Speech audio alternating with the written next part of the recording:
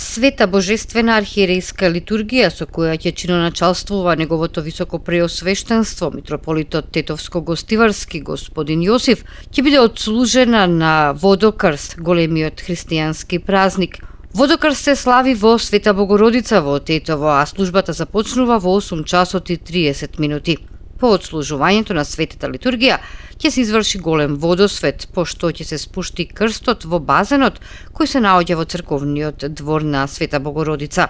Истите црковни обичаи ќе продолжат и следниот ден, на 19 јануари, кога се слави големиот празник Богојавление Водици.